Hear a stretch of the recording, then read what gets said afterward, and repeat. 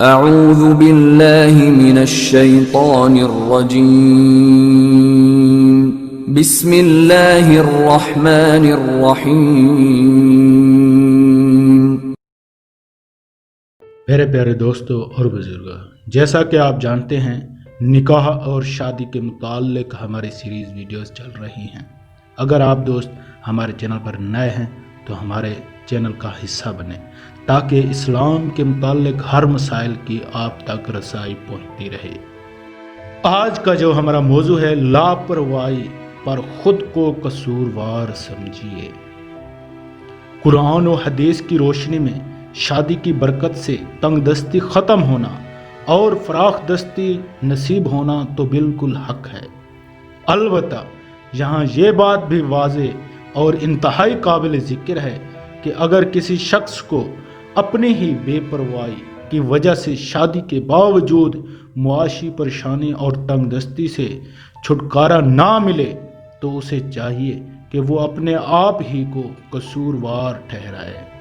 مثلاً جو لوگ شادی سے پہلے سست اور کاہل ہوتے ہیں، کوئی کام کاج اور محنت مزدوری نہیں کرتے، یا کرتے بھی ہیں تو اس میں مستقل مزاجی اختیار کرنے کی بجائے غیر ذمہ داری کا ثبوت دیتے ہیں اور آئے دن کسی خاص مجبوری کے بغیر کام کاج کا ناغہ کرتے ہیں، یا اپنی محنت کی کمائی کو عیش کوشی اور فضول خرچی کے نظر کر دیتے ہیں، اور اپنی انہی بے پرواہیوں کی وجہ سے اپنے معاشی حالات متاثر کر دیتے ہیں۔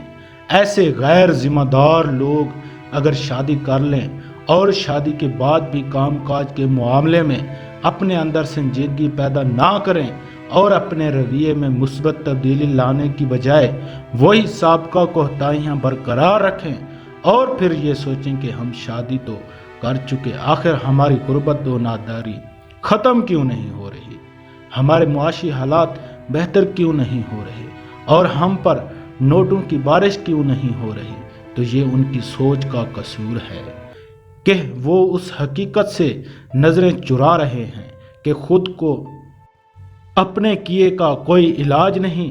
ایسے لوگوں کو چاہیے کہ حصول رزق کے لیے اپنے ساتھ مخلص ہو جائیں۔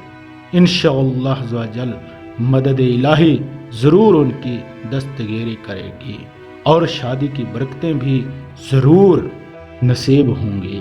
ورنہ یاد رکھیں، جو لوگ اپنے اندر احساس ذمہ داری پیدا نہیں کرتے، وہ شادی شدہ ہوں یا غیر شادی شدہ، انہیں نہ تو معاشی پریشانیوں سے خود کو باہر نکالنے میں کامیابی ملتی ہے، نہ ہی گھریلو ماحول خوشگوار بنانے میں سرخ روئی نصیب ہوتی ہے۔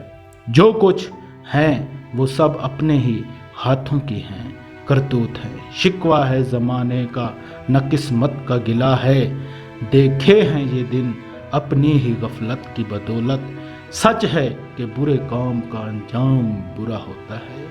اللہ اکبر۔ اللہ تعالیٰ بھی ہمیں اسلامی طریقے سے چلنے کی توفیق عطا فرمائے، آمین ثم اللہ اکبر۔